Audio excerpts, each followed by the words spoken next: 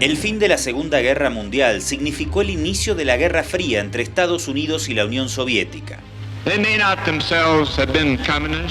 Durante los siguientes 40 años y bajo la excusa de la guerra en contra del comunismo, Washington multiplicó su injerencia en América Latina. Durante la década del 80, Bolivia fue utilizada por Estados Unidos como una factoría de cocaína. Las ganancias del narcotráfico sirvieron a la CIA para financiar sus operaciones encubiertas en Centroamérica. I did do it. La caída del muro de Berlín en 1989 marcaría el fin de la Guerra Fría y el nacimiento del pensamiento único.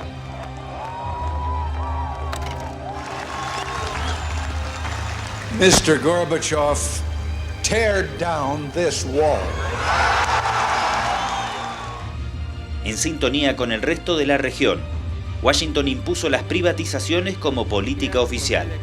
Donde gente de empresa, gente de negocios, está incursionando en la política. En Bolivia, los cocaleros se consolidaron como enemigos y víctimas principales de la represión ordenada por Estados Unidos. Informados y armados operaban para meter balas. Cuando me estaban llevando a la cárcel, yo como una asesina, una terrorista. Aquí el que dirigía eran los gringos de Estados Unidos. Psicológicamente nos han matado. Pero sí, agentes de la DEA han estado involucrados en el tema de las drogas. Trae a la Enron y retira yacimientos petrolíferos fiscales del negocio. Afectaron los intereses bolivianos y también latinoamericanos.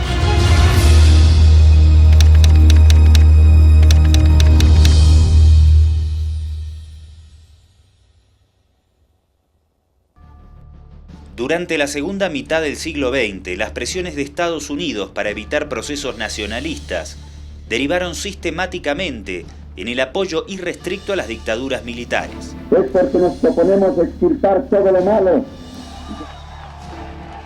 Tras la implosión del comunismo, los militares habían hecho el trabajo sucio y ya no eran funcionales a los intereses geopolíticos de Washington. Las clases políticas de la región no opusieron ninguna resistencia y se sometieron muy amablemente a la imposición del neoliberalismo.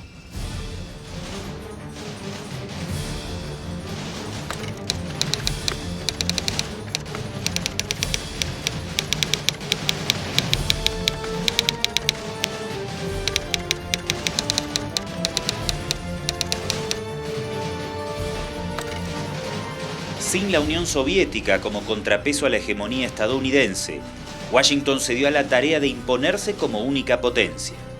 By people who were carped at and criticized and said, oh my goodness, you're warmongers. It went to the concept of peace through strength. And we need to understand how we got to where we are. Because going forward, we're going to have to make a judgment as to what role our country ought to play. And a passive role would be terribly dangerous.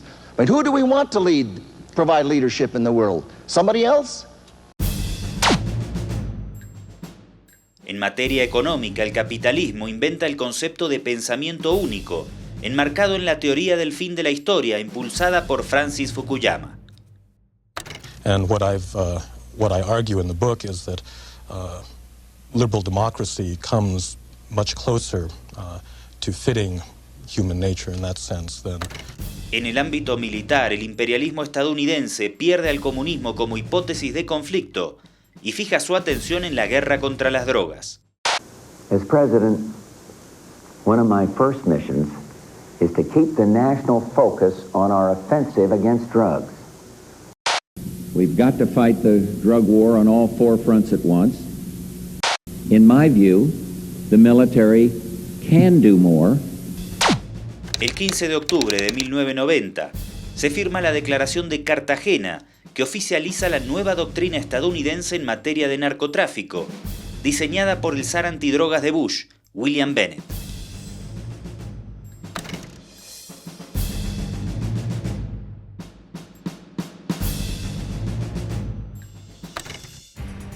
La consecuencia para Bolivia es la profundización de la represión en contra de los campesinos que viven en las regiones productoras de coca y la consolidación definitiva del neoliberalismo privatizador que había comenzado con el decreto 21060 de Paz Estenssoro en 1985. Es que estoy convencido sinceramente que no hay otra alternativa. Entonces yo pienso que hay una relación directa entre la presencia de Estados Unidos en la lucha contra las drogas en Bolivia y los cambios hacia un sistema de mayor apertura al mercado, privatización de la economía boliviana.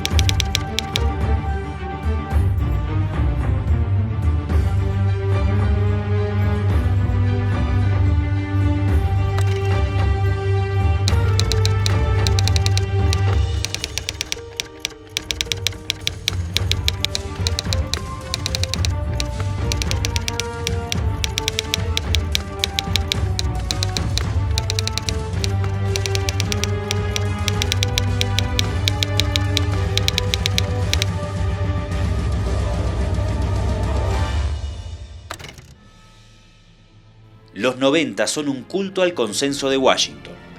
En Bolivia, sus ejecutores son bien conocidos.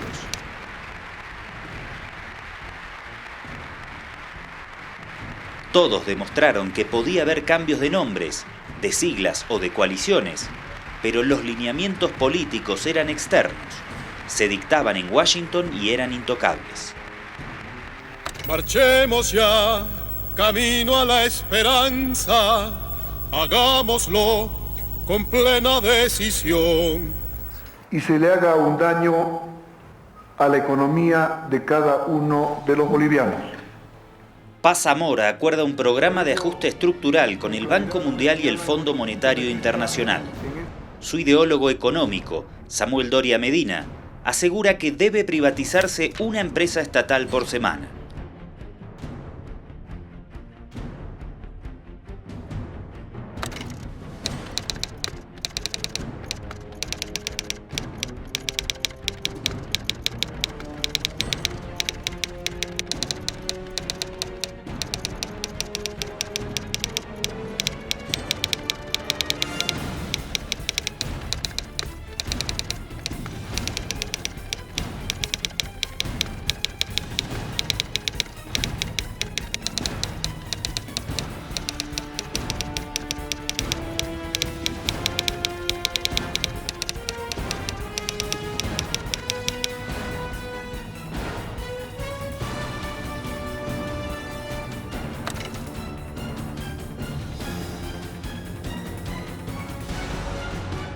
El ministro de Planeamiento, Samuel Doria Medina, fue el artífice de la privatización de 60 empresas que el Estado vendió en 87 millones de dólares, aunque las mismas estaban tasadas en casi 1.000 millones de dólares.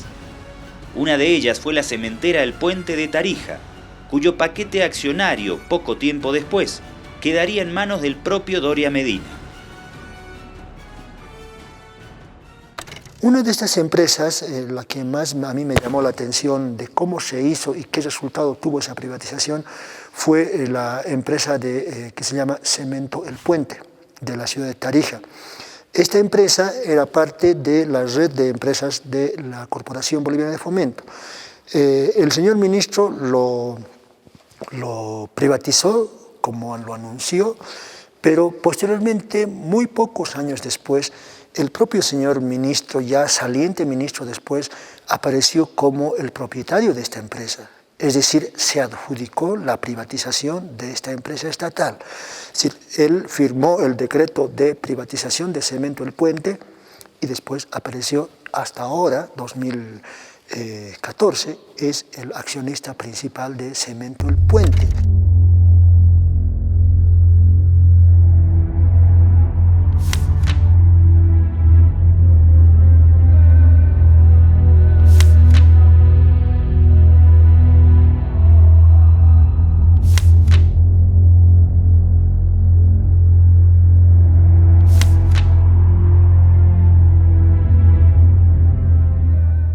siempre buscando soluciones, no promesas, verdaderas y efectivas soluciones. Doria Medina no había podido privatizar las empresas estratégicas porque la constitución política del Estado se lo impedía. Pero Goni cambiaría la historia con ayuda de una operación de la CIA. Ustedes saben que en todo el mundo, incluso en Rusia y en el este, están privatizando sus empresas. El 6 de agosto de 1993 llega al poder Gonzalo Sánchez de Lozada con su proyecto de capitalización de empresas estatales. Goni crea el ministerio responsable de la capitalización, financiado por la cooperación internacional. Sin consultar al Congreso, emite 2 decretos con cláusulas secretas que solo se conocerán 10 años después. El procedimiento viola claramente la constitución política del Estado.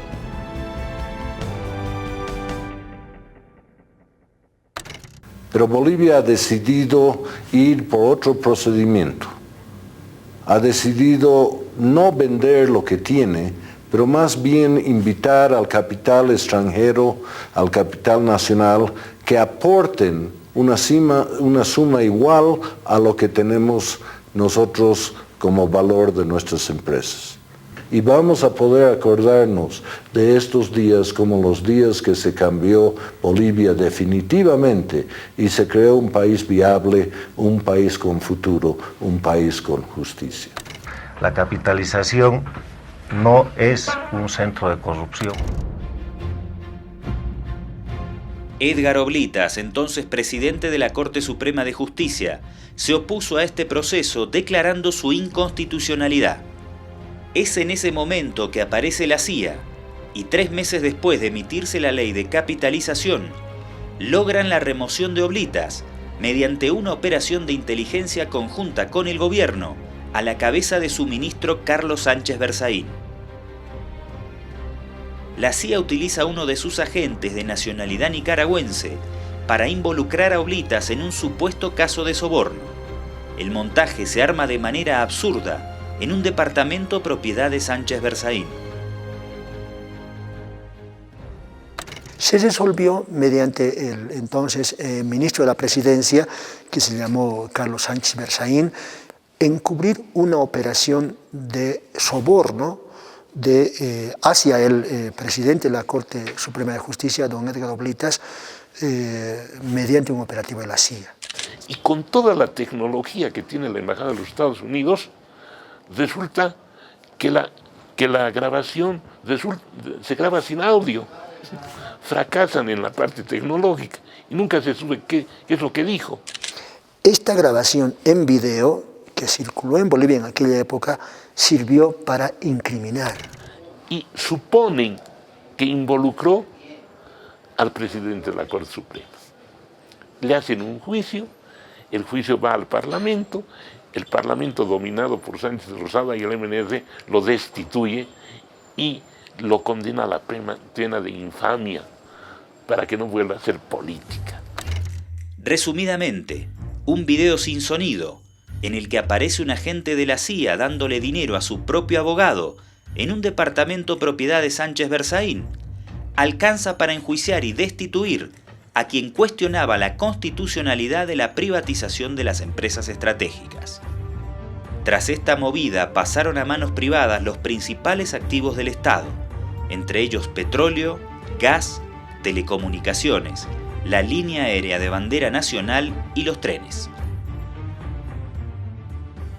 El Senado de la República reivindicó a Oblitas.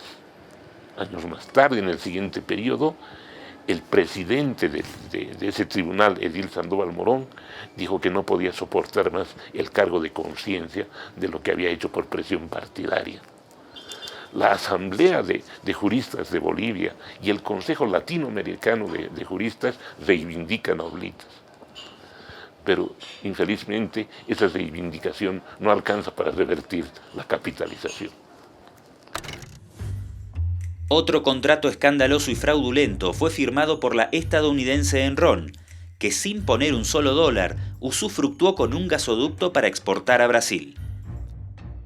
Un gasoducto que iba a tener 550 kilómetros aproximadamente en territorio boliviano y 2.500 kilómetros en territorio brasileño hasta San Pablo. Y Brasil se acerca y dice, hagamos el gasoducto, hagamos con yacimientos petrolíferos fiscales bolivianos. Y este es el planteo boliviano. Hagamos entre Petrobras y yacimientos. Y Sánchez de Lozada les dice a los brasileños, no, porque yacimientos no tiene plata para pagar. Que no era una cantidad de 400 millones de dólares, una cosa así. Y Brasil dice, nos van a pagar en gas, con la producción. Entonces vamos descontando y ustedes pagan. Y cuando Sánchez de Lozada ve que era un gran negocio, trae a la Enron y retira yacimientos petrolíferos fiscales del negocio. Los perjuicios a la sociedad boliviana generados por el proceso privatizador y sus derivaciones en materia de corrupción se investigan hasta la actualidad. Adjudicatario proponente, YPF Pérez Compán Plus Petrol Bolivia. Es un asunto entonces que puede calificarse como un auténtico saqueo, como una actitud antipatria, como una actitud de venta de Bolivia ante determinados personajes, pero también la subordinación a determinaciones que se tomaron fuera de nuestras fronteras. El hecho de que se haga caso sumiso a una autoridad extranjera es algo que no podemos olvidar y debemos recordar para que no se vuelva a repetir. ¿Por qué usted piensa que Sánchez de Lozada obró de esa manera? Llego a una conclusión. Pensamos que nuestros presidentes, en general, son representantes, voceros de nuestros pueblos frente al imperio, frente a Estados Unidos. Pero con Sánchez de Lozada pasa una cosa absolutamente diferente. Sánchez de Lozada es el vocero de los Estados Unidos frente a Bolivia. Las relaciones económico-financieras que tiene con bancos, con petroleras, con empresas mineras, y él es un socio dentro de todo este esquema económico. ¿Y los socios qué? Le exigen al socio Sánchez de Lozada que traiga utilidades. Los oradores, a su turno, lanzaron duros ataques contra el gobierno y principalmente contra el ministro de Gobierno, Carlos Sánchez Berzaín, y afirmaron asimismo que los trabajadores y campesinos son contrarios a la capitalización de las empresas del Estado y a la privatización de la seguridad social.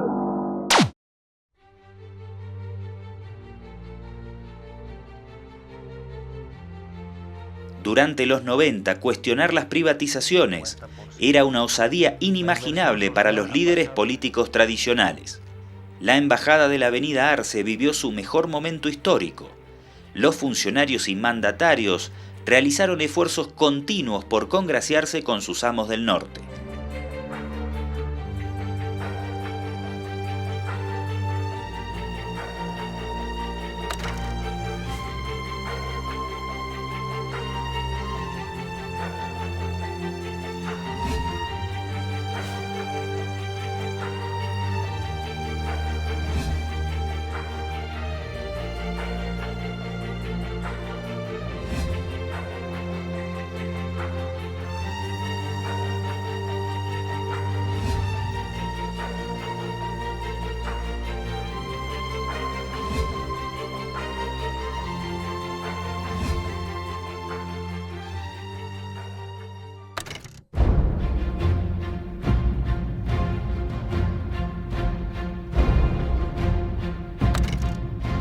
En la misma lógica de congraciarse con Estados Unidos, un imperativo era la represión de los campesinos cocaleros.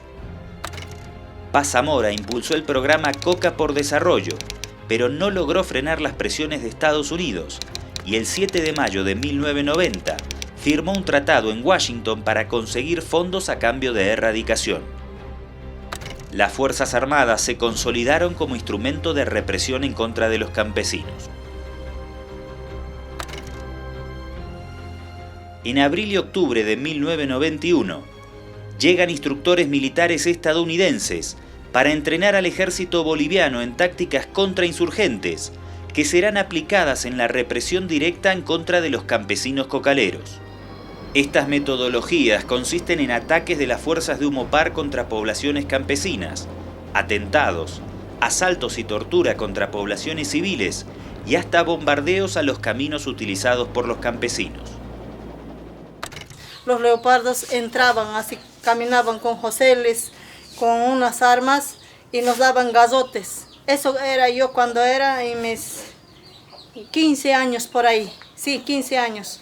Leopardos le llamábamos así, con ropas así medio así manchosos. Como aquí ahora el Humopar no ve igualito la ropa, pero no eran ellos así, nosotros, como nosotros bolivianos no eran gringos. El proceso privatizador y la represión organizada por Estados Unidos en el trópico se encuentran con una resistencia que consolidará su organización con el pasar de los años. Será también durante los 90 que desde el trópico de Cochabamba comienza a nacionalizarse la figura del líder cocalero Evo Morales como voz crítica hacia esas políticas. No solamente ha habido muertos, sino el gobierno, sobre pretexto de lucha contra el narcotráfico, quemaron viviendas, nuestras chozas, erradicaron piñales, erradicaron cítricos. ¿Para qué? ¿Por qué? Con esa política represiva, el gobierno quiere asustarnos, quiere amedrentarnos, para que después las compañeras y compañeros abandonen Chapare de susto, para que después esas tierras sean entregadas a los gringos.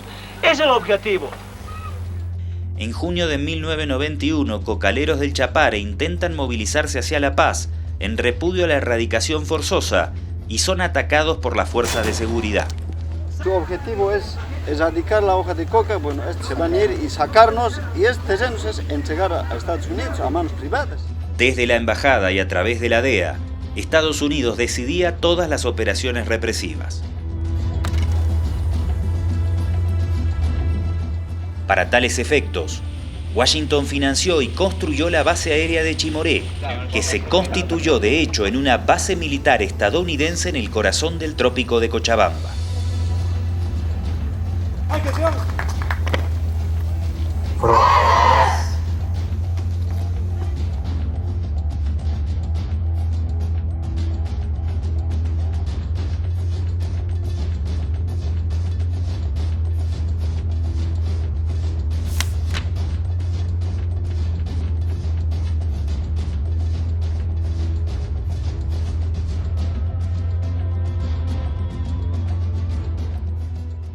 Encabezado los operativos por agentes de la DEA. Ni siquiera estuvo al mando de oficiales nacionales, ni militares ni policías. Los agentes de la DEA encabezaron estos operativos y acá todavía no habían las denuncias de la presencia de marines. Nunca pudimos confirmar ese dato, pero sí todos los agentes de la DEA, ¿no?, que encabezaron ese operativo. Hicieron toda una dura operación en contra del narcotráfico, que en síntesis fue en contra de los pequeños productores de hoja de coca. Funcionarios de la DEA también alquilan casas de seguridad, que muchas veces sirven como salas de interrogatorio y tortura en contra de los campesinos detenidos.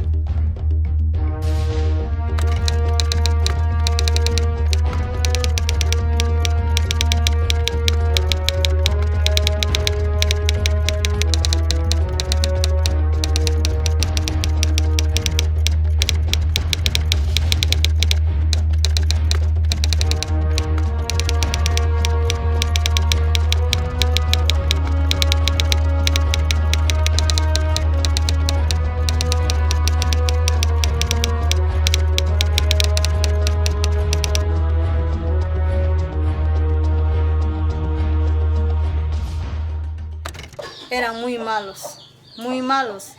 Por eso siempre, discúlpeme, yo al gringo no tengo odio, pero tengo una trauma psicológica mental me ha entrado. Ya no me confío al gringo, un poquito quiero alejarme de él desde ese tiempo. Yo veo al gringo, lo mismo ve, hace seguramente nos va a hacer daño. Por esa razón nosotros un poco queremos ser racistas, como por decir, ¿no? Es Andrés así. Esas cosas nos ha pasado. Psicológicamente nos ha matado. las balas que venían.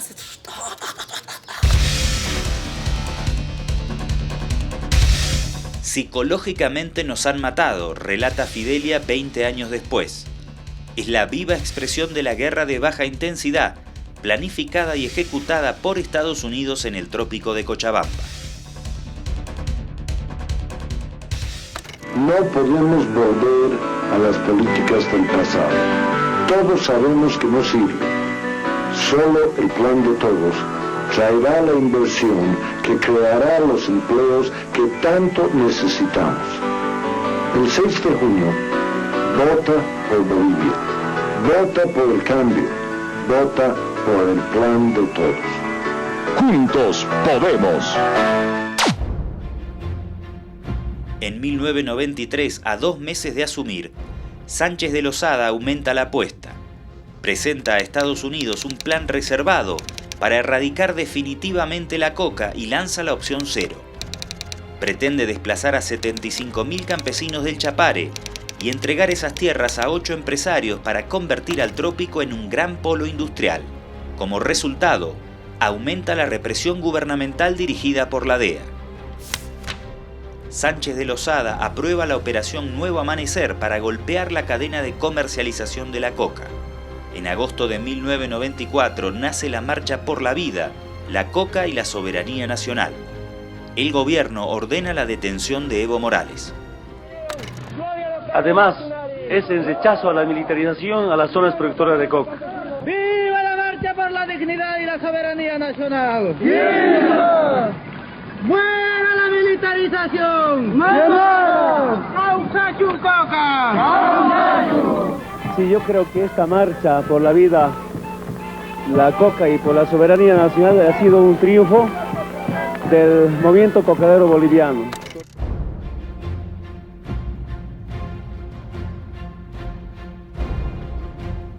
Ese mismo año, Washington impone la política de certificación, mediante la cual se atribuye el derecho de calificar las políticas de represión contra la producción de coca en los países andinos.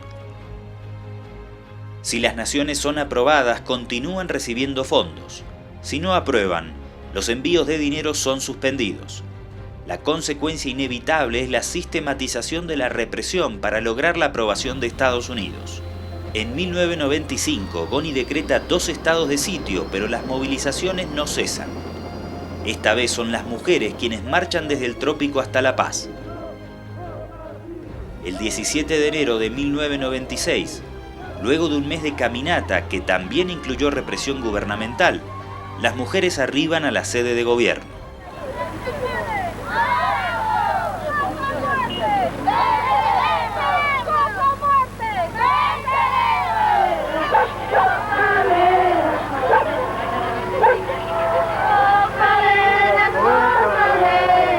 Los del pueblo de La Paz han quedado sorprendidos por la marcha que hemos hecho las mujeres, por la valentía que han visto de las mujeres ancianas, mujeres cargadas sus guaguas, embarazadas, y también nos están ayudando nuestros compañeros cargados nuestros bultos.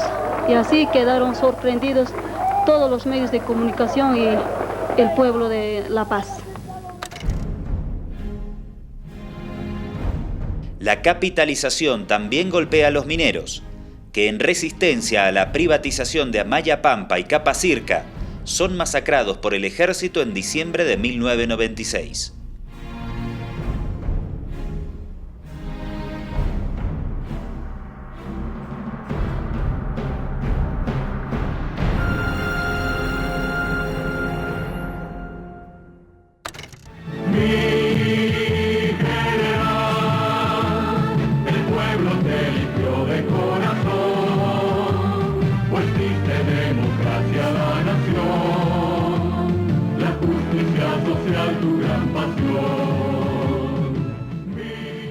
Banzer llega al poder en agosto de 1997 y 6 meses después, Washington le impone el Plan Dignidad. El ex dictador lo aplica mediante el decreto 24.963. Se proponen erradicar la totalidad de las plantaciones de coca para el año 2002, por lo que se inicia una nueva escalada en la militarización del trópico que incluye la creación de la Fuerza de Tareas Expedicionarias, a sueldo de la embajada. Es su plan estratégico para mantener la certificación positiva de Washington y cuenta con un presupuesto de $1.000 millones. Hace un año yo creo que hubo mucho escepticismo sobre el Plan Dignidad, pero el gobierno ha cumplido con su propio compromiso. Yo creo que lo importante no es hablar de lo que dicen los Estados Unidos o lo que dicen las Naciones Unidas o lo que sale en la famosa certificación. Lo importante es si el gobierno ha cumplido con sus propias metas, y eso ha hecho. En la permanente campaña organizada para demonizar al movimiento cocalero, las autoridades de turno reportan la presencia de una guerrilla en el Chapare. Durante 1999 se realizan más de 40 operativos de erradicación forzosa. Actualmente tenemos la unidad móvil de patrullaje rural y se la crea con asistencia americana, ¿no? Tanto en el entrenamiento como en la parte de abastecimiento. Un recuerdo que nos recordaba hace casi 8 años, no llegaba aquí. Mira, los pastizales todavía siguen, pero el cementerio ha avanzado mucho ya. He visto varios muertos, compañeros. Por ejemplo, aquí en Chancadora, un compañero fallecido con la bala de helicóptero. Otro compañero, 3 compañeros fallecidos en Senda 6, en plena vía de día.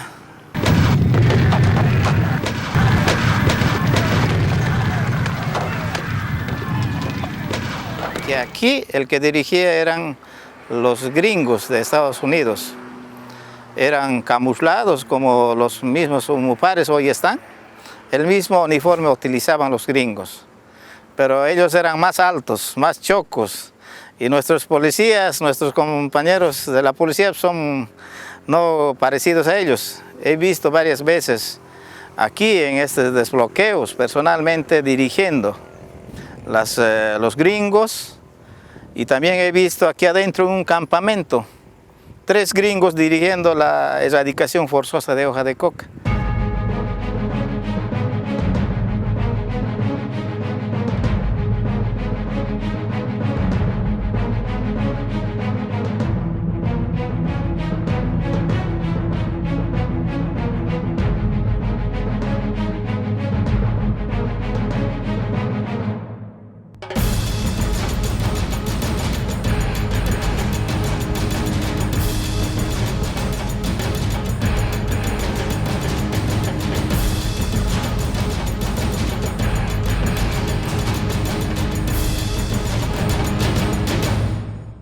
Yo he sentido, ¡pah!, como un puñete.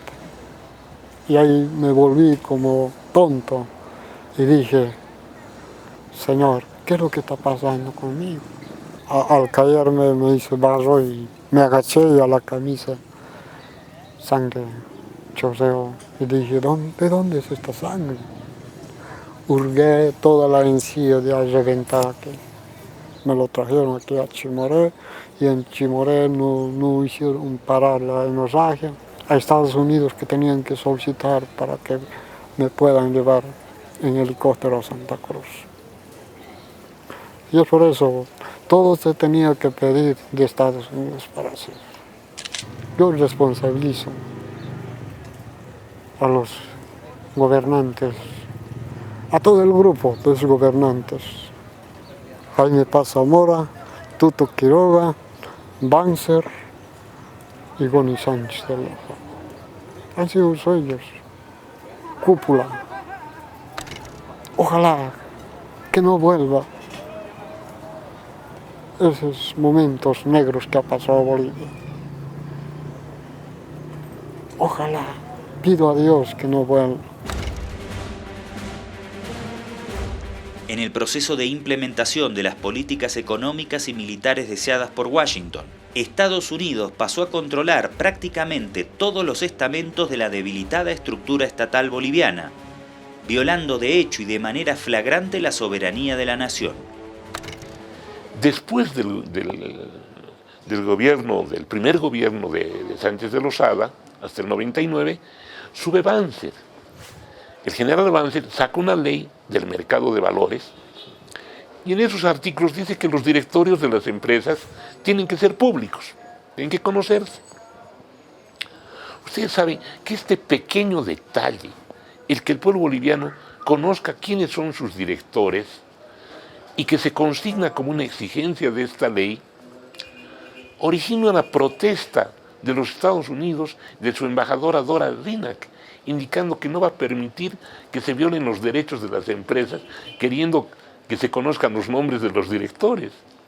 Protestas del Fondo Monetario, protestas del BID, protestas de las transnacionales que operan en Bolivia, amenazando con represalias por este pequeño hecho. Y es tan fuerte la protesta para que no conozcamos los nombres de los directores de las empresas capitalizadas que Banzer tiene que derogar ese artículo y nosotros no podíamos conocer quiénes habían sido nombrados directores de estas empresas. O sea, mayor injerencia, mayor sometimiento, ya es imposible. Cuando Banzer era presidente, quien se sentaba en las reuniones de gabinete a la derecha de Banzer era un hombre llamado Eliahan Kreis, que era el delegado del Fondo Monetario Internacional, que era el que decidía cuáles iban a ser las políticas económicas. No trabajaba desde la embajada, no trabajaba en un lugar oculto, se sentaba, y esto lo debe saber el señor Tuto Quiroga seguramente, se sentaba a la derecha de Banzer, Eliahan Kreis, durante las reuniones de gabinete.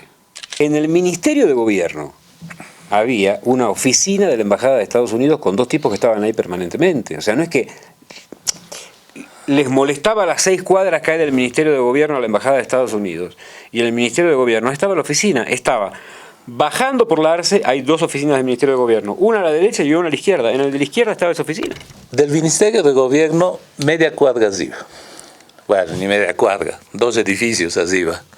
El edificio Calama, en plena avenida Arce, piso 12, para precisar, con sus antenas afuera, ¿no? Y escuchaban hasta el susurro del ministro de Gobierno, pero lo chistoso es que el gobierno lo sabía. ¿Te das cuenta? Los hombres de inteligencia que trabajan para el gobierno, de la policía, te decían, algunos amigos, te decían, oye, ten cuidado porque, mira, esa es la oficina de la CIA. O sea, no sé en qué lugar del mundo te permitirán una de esas cosas, ¿no? Pero bueno, aquí estaba bien, ¿no? En Entel funcionaba una oficina de donde se hacían también escuchas. Los orejas se llamaban. Sí, entonces sabías de eso. Claro, claro, se ponían el nombre, los orejas. ¿No? Los orejas, donde funcionaba una de las oficinas de la estación CIA, de donde se escuchaba, bueno, lo que hablaba todo el mundo, ¿no?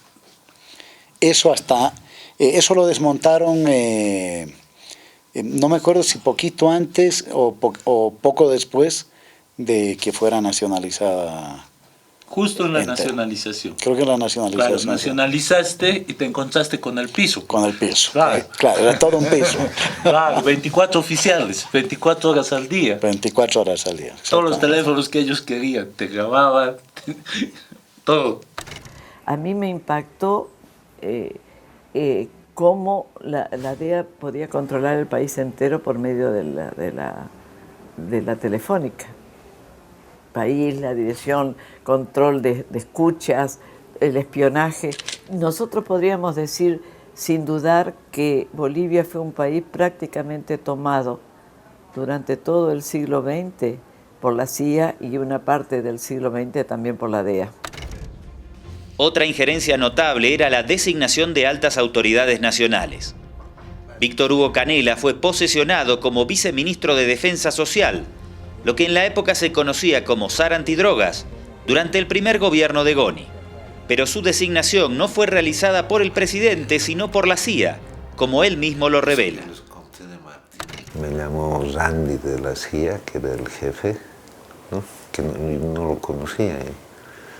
Y se presentó, estuvimos en el Hotel Ritz y me dijo, vamos a proponer su nombre también. Así lo conocí. Y yo le dije, no me van a nombrar, ¿no? Porque no me pueden hablar de robar, de narcotráfico, etc. Le aposté. Y ya en la última me llamó y me dijo, ahora vamos a exigir que lo nombren usted. Entonces, ellos en realidad me hicieron nombrar, ¿no? Porque me llamó el presidente y me dijo, no el presidente, el ministro, y te nombramos ahora, ¿no? Canelas fue protagonista de otro caso emblemático de la época, en el que Estados Unidos no podía estar ausente. El 15 de septiembre de 1995, un avión proveniente del Alto es detenido con más de 4 toneladas de cocaína en el aeropuerto de Lima. La trama del caso Narcoavión es compleja e involucra a las más altas autoridades del gobierno de Goni. Pero a grandes rasgos, lo que termina por revelarse es que los funcionarios de la DEA en Bolivia conocían el cargamento de la aeronave, no hicieron nada por detenerla y adicionalmente se evidenció que la DEA operaba en territorio nacional sin respetar la jurisdicción de los organismos locales.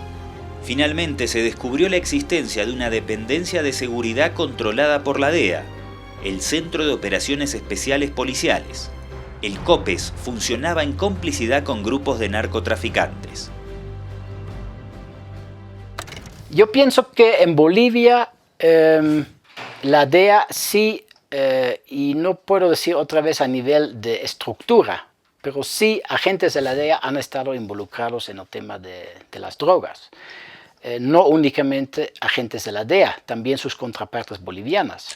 Lo que ocurre es que los casos donde se ha observado ese posible involucramiento, con testigos y todo, pues los agentes de la DEA desaparecen del país, ¿no? O sea que no se conocen sus nombres porque todos se llaman John Smith. La DEA también aparece acusada de pagar bonos de lealtad a jueces y fiscales para mantener a la justicia del lado de los victimarios y no de las víctimas. En mi calidad de juez tengo facultades extraordinarias y es en tal calidad que vamos a preguntar aquí a los presentes. Señores, ¿ustedes participaron cuando recogieron aquí el cadáver? ¿Algunos de ustedes? ¿Quiénes han visto? Esos son ya o Manacho. Asimismo, se va a constar que ninguno de los comunarios presentes en la audiencia saben sobre los pormenores. Yo a mí cuando me han detenido en el 2000, cuando me estaban llevando a la cárcel, yo como una asesina, una terrorista, amasada a mis manos, amanillada, boca abajo, encima los militares yendo encima de mí, sentándose.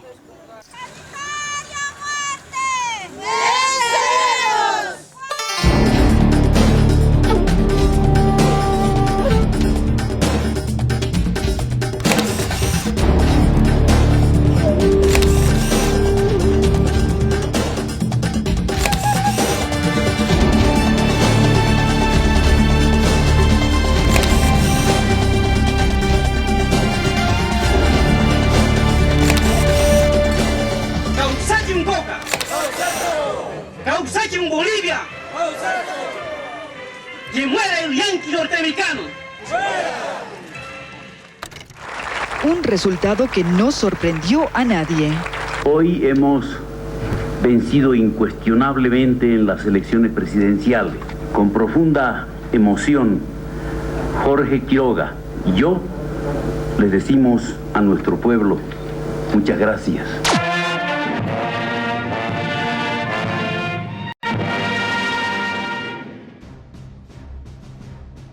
Durante esta etapa histórica, Estados Unidos también desarrolló un sistema para vetar a los políticos que no eran de su agrado.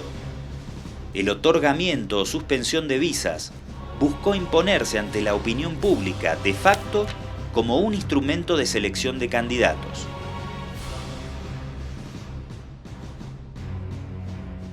Evo Morales, el líder indígena que organizó toda la oposición a las políticas estadounidenses contra la droga, ganó un escaño en la Cámara Baja con un resonante 60,5% de los votos. El fenómeno Morales, junto a la capacidad de Jaime Paz Zamora del MIR de mantener el tradicional apoyo a su partido, a pesar de los cuestionamientos de Estados Unidos en relación al narcotráfico, significan también el envío de un mensaje a Washington. Le dice primero que esa política de desertificación y la política unilateral de imponer y de censurar a candidatos sin hacerles un juicio previo es una política errónea, una política que de alguna manera vulnera la soberanía del país. Bolivia nace al siglo XXI con un agotamiento de las políticas neoliberales. Las privatizaciones tan festejadas por Washington ya no son aceptadas por las mayorías sociales.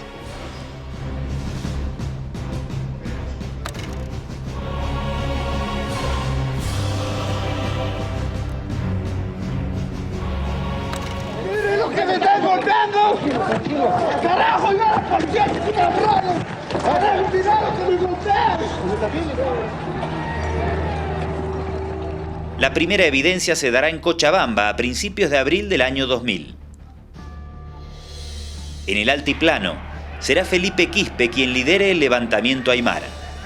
El único delito que hemos cometido es reclamar el poder político que nos devuelvan a nosotros. La clase política tradicional no será capaz de percibir los reiterados avisos que marcan la magnitud de ese cambio de época. La negación a romper con la sumisión histórica a los dictados de Estados Unidos terminará costándole a esa clase política su propia supervivencia.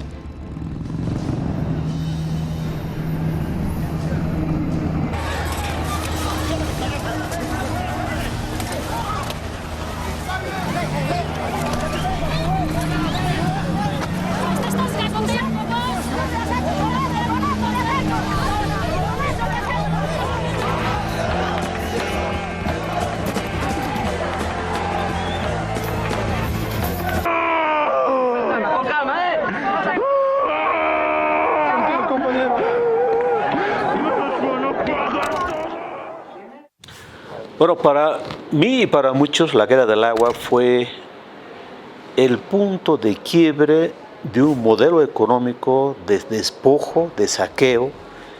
La Guerra del Agua, la gente dice, ahora lo que nos incumbe y nos afecta a nosotros, lo decidimos nosotros y nosotras.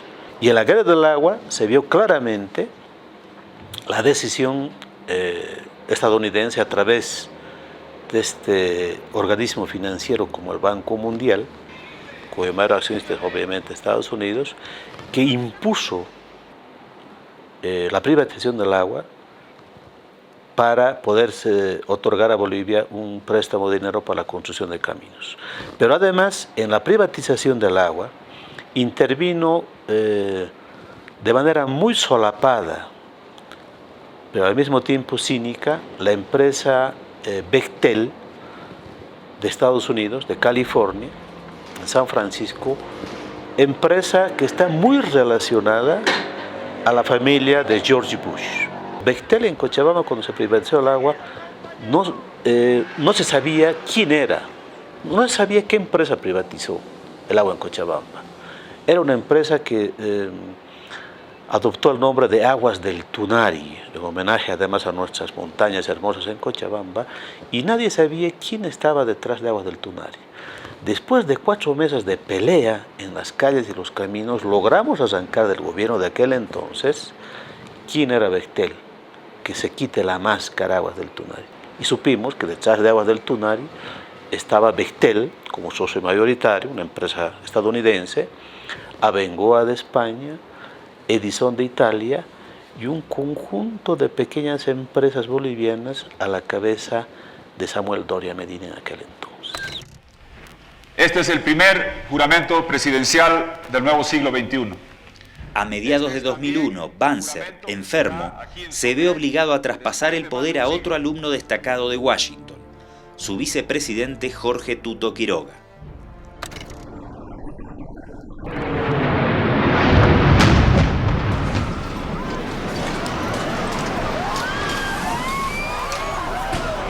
thing that has happened here at the World Trade Center. We noticed flame and an awful lot of smoke.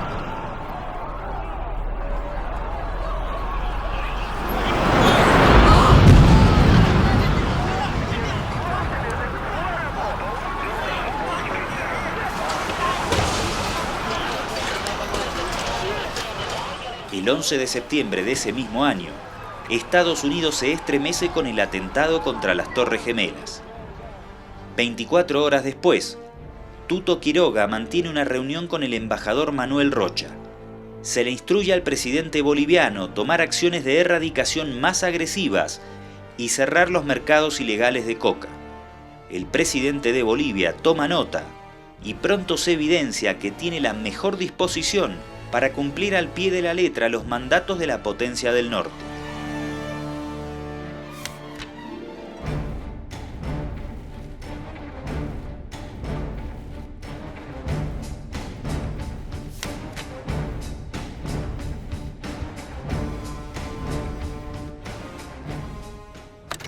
On my orders, the United States military has begun strikes against Al-Qaeda terrorist training camps and military installations of the Taliban regime in Afghanistan.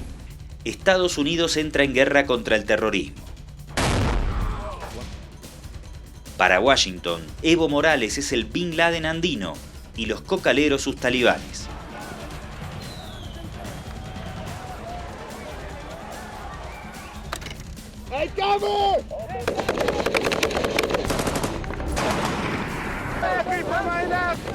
Bush inicia la invasión a Afganistán el 7 de octubre de 2001. Tuto Quiroga no se queda atrás y, siguiendo la misma línea de Rocha, intenta aprovechar el contexto para conseguir más fondos de Washington que serán volcados en la represión dentro del Chapare.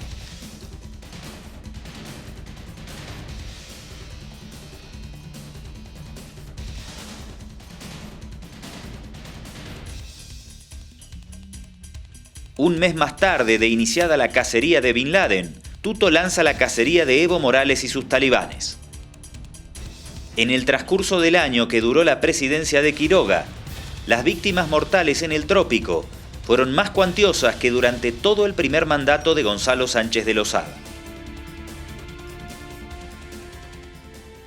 Los propios uniformados gringos norteamericanos ya siendo parte de algunas operaciones militares que hacían en el trópico de Cochabamba, por supuesto persiguiendo a los dirigentes, a los campesinos, a los cocaleros, supuestamente que estaríamos metidos con el narcotráfico, con el terrorismo, pero lamentablemente en ese entonces el ejército, nuestra Policía Nacional no tenía su independencia, totalmente sometido al imperio, totalmente sometido a los gringos que no tenían voz de mando, o sea, tenían que obedecer a la fiel palabra que decían esos gringos uniformados. En noviembre de 2001, cuando apenas habían pasado 2 meses del atentado a las Torres Gemelas, el Chapare ingresa en uno de los procesos represivos más agudos del régimen neoliberal. El diputado Evo Morales, en abierta violación a su investidura parlamentaria, es virtualmente secuestrado por los militares durante más de 10 días en la localidad de Terazama. Los cocaleros reclamaban el reconocimiento del cato de coca para poder trabajar legalmente.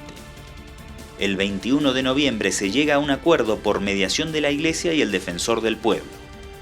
Morales es liberado, pero 6 días después, horas antes de viajar a Washington, Quiroga oficializa otra instrucción de Rocha y emite un decreto reservado, el 26.415, que prohíbe la comercialización de la coca.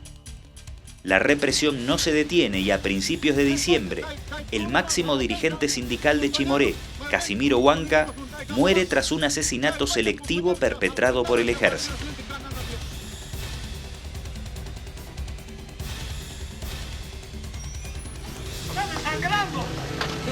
¡Hay otro ahí atrás!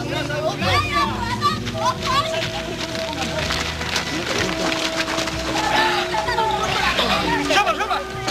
¡Suba! Con calma. ¡Al otro, sáquenlo! Los militares van con bombas. Por aire nos metían balas. Habían muertos, heridos, como tostados los balas sonaban. Aquí por allá. Compañeros, sus pies baleados, compañero Felipe Mamani, compañero Casimiro Huanca, que en paz descanse. Mientras esto sucede en el Chapare, Tuto Quiroga visita Estados Unidos y la prensa local se muestra al borde del orgasmo.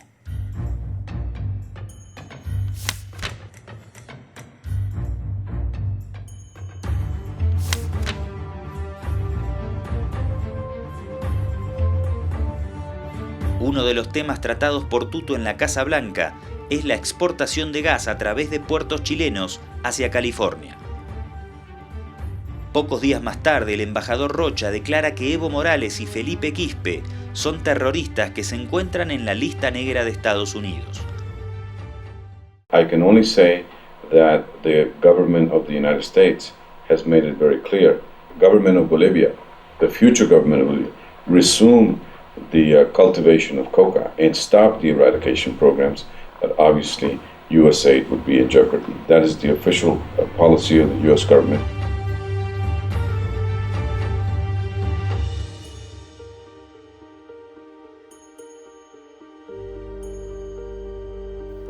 El 16 de enero de 2002, la clausura del mercado de coca de Sacaba en Cochabamba derivará en enfrentamientos con un saldo de entre 7 y 10 muertos.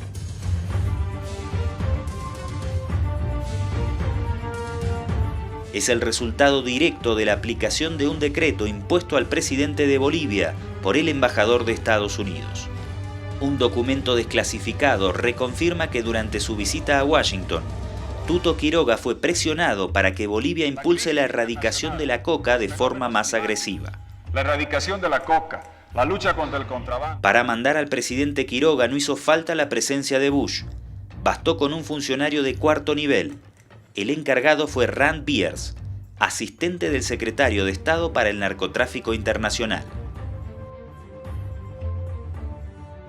Adicionalmente, el embajador Rocha buscaba desesperadamente frenar el crecimiento del diputado Evo Morales, por lo que no casualmente, el líder de las 6 federaciones del trópico de Cochabamba fue expulsado del Congreso.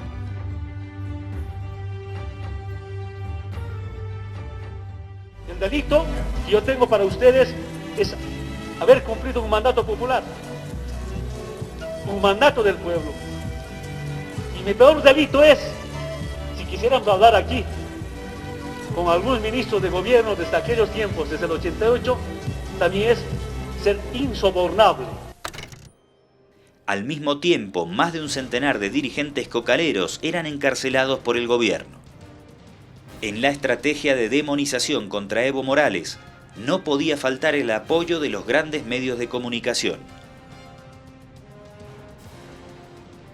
El 26 de junio de 2002, 4 días antes de las elecciones presidenciales, el embajador Rocha amenaza al pueblo boliviano.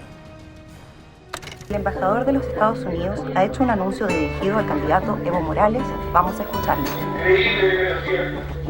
Hace unas semanas, un aspirante a la presidencia dijo repetidas veces que la embajada lo había amenazado de muerte. Quiero decirles con incuestionable claridad que esa vil acusación es totalmente falsa, es una absoluta mentira. Al único individuo al que Estados Unidos ha amenazado de muerte es a Osama Bin Laden. No sé si el aspirante a la presidencia, al emitir tremenda mentira, quiso de nuevo expresar su solidaridad con los asesinos y terroristas. Según la prensa, este mismo aspirante a la presidencia dijo en su cierre de campaña que de ser gobierno cerraría las oficinas de la DEA. Quiero recordarle al electorado boliviano que el mercado de gas de California está abierto a una Bolivia que sale del circuito de la cocaína. Bolivianos y bolivianas, abran sus ojos, que el futuro de sus hijos y de sus familias está en sus manos. Es la frutilla del postre, en la torpe y reiterada estrategia del Departamento de Estado y del embajador Rocha para destruir a Evo Morales. Hasta el mismo Goni lo entendió así. Estados Unidos que los negocios están en peligro si es que Evo Morales está en la próxima coalición de gobierno? Yo creo que fue fuera de lugar. Tengo la sospecha que el embajador es el jefe de campaña de Evo Morales, porque eso le ayudaba a él y creo que ha sido fuera de lugar. Narcotraficante, asesino, y a partir del 11 de septiembre del 2001 ya soy terrorista. Eso es normal. No tengo ningún miedo, el pueblo lo sabe, y además nadie cree al gobierno todo lo que dice. El pueblo no los cree. Por eso mismo no tengo ningún miedo de seguir con esa campaña, pero me alegra mucho que sigan hablando. Bolivia necesita más trabajos para resolver la crisis. Goni y Carlos Mesa han firmado un contrato con los bolivianos que los compromete a construir una nueva carretera de norte a sur, construir viviendas, hacer conexiones de gas domiciliarias, crear riego y dar electricidad a familias rurales. Ellos lanzarán estos programas para dar empleos durante los primeros 90 días de gobierno y esta tarjeta asegura que ellos van a hacer lo que dicen. Reciba su contrato. Obras con empleos. Los resultados de las elecciones dejaron en claro que el pueblo boliviano no se dejaría amenazar por Estados Unidos y que si los partidos tradicionales no daban una solución muy rápida a la crisis estructural por la que atravesaba el país, Evo Morales se transformaría en el próximo presidente de la nación. Estados Unidos tomó nota de la situación y para evitar el colapso del sistema político, comenzó a inyectar dólares para sanear el sistema mediante cambios de maquillaje.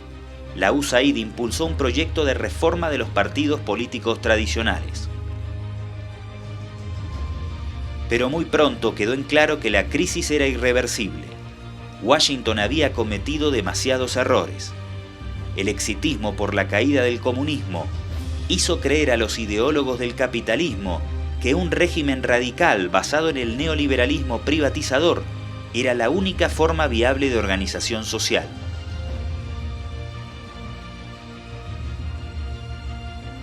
La obsecuencia de Estados Unidos por reprimir siempre la oferta y nunca la demanda en lo relativo al narcotráfico arrastró a la potencia del norte a imponer procesos altamente represivos en gobiernos mucho más débiles como los de Bolivia, Perú o Colombia. Este es poderoso, esta poquita. En el caso boliviano, ni siquiera se les ocurrió tomar en cuenta el milenario enraizamiento de la coca dentro de la sociedad. La represión sistemática de la DEA funcionó como germen del que sea probablemente el movimiento campesino antiimperialista más organizado de América Latina. Persiguieron sistemáticamente a su líder, lo encarcelaron en 8 oportunidades, lo confinaron 2 veces al interior del país y lo intentaron asesinar en varias oportunidades. Del pueblo boliviano, con la fuerza del movimiento campesino, con la fuerza de nuestra identidad de quechos, aymaras, guaraníes, vamos a doblar al imperialismo norteamericano. Alguien decía en ese momento, esta noche nos van a acercar. Si nos van a acercar esta noche, el grupo 4, que está a la cabeza del compañero Moisés, continuará marchando.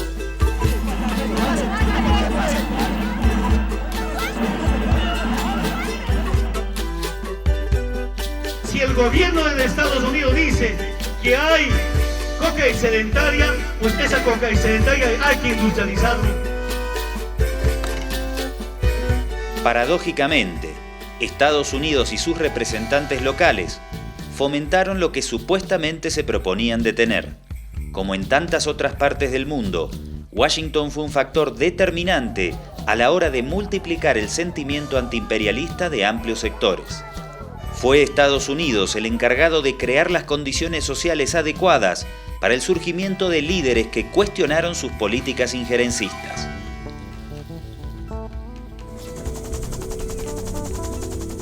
Y esa intervención del embajador Rocha acusándolo a Evo Morales como narcotraficante y además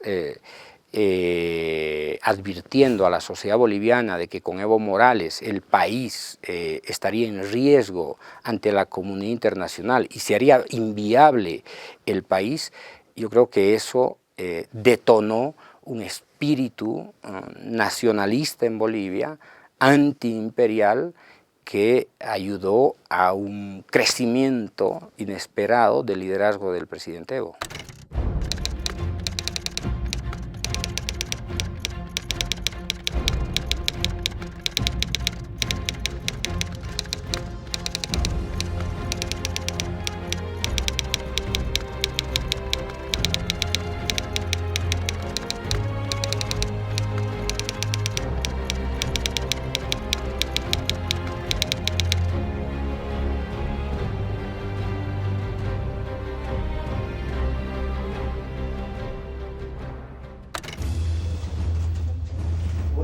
durante el neoliberalismo, la identificación de los líderes locales con la potencia del norte superó todos los límites imaginables.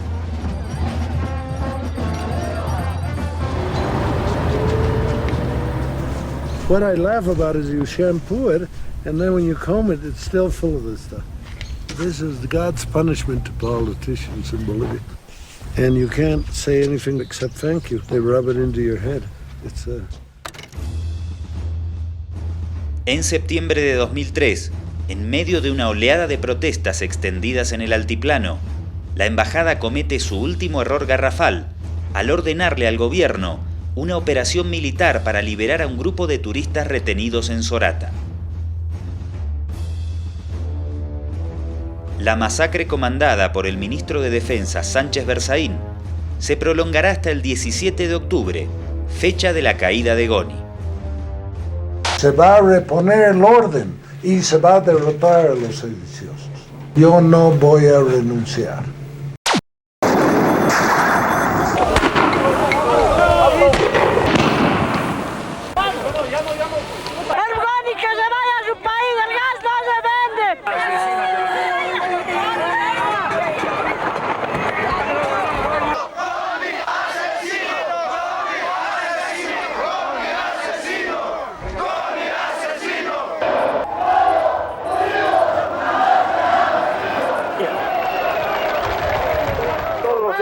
Ejército están ahí atrás, masacrando a los campesinos y a los vecinos de Ovejuyo, Chasquipampa. ¡Que se vaya este gringo! ¡Que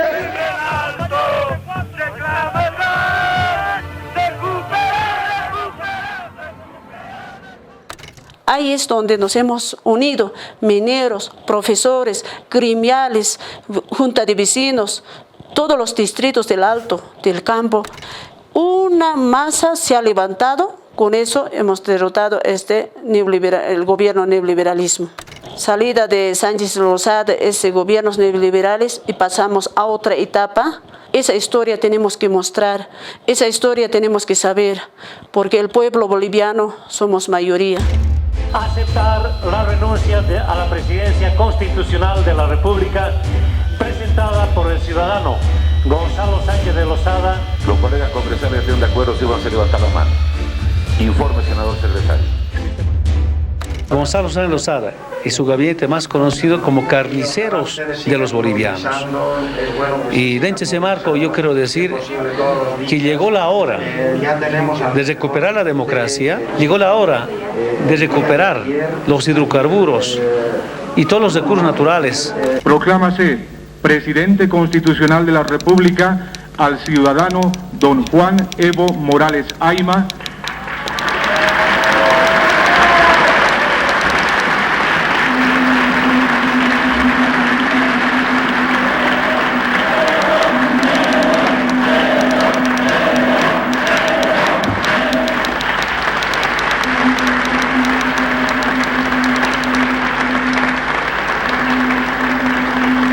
Pido un minuto de silencio para Manco Inca, Tupac Katari, Tupac Amaru, Bartolina Sisa, Zárate Vilca, Apehuayqui Tumpa, Andrés Ibáñez, Che Guevara, Marcelo Quiroga Santa Cruz, Luis Espinal, a muchos de mis hermanos caídos, cocaleros en la zona del trópico de Chabamba, por los hermanos caídos en la defensa de la dignidad del pueblo alteño, de los mineros, de miles, de millones de seres humanos que han caído en toda América, y por ellos, presidente, pido un minuto de silencio.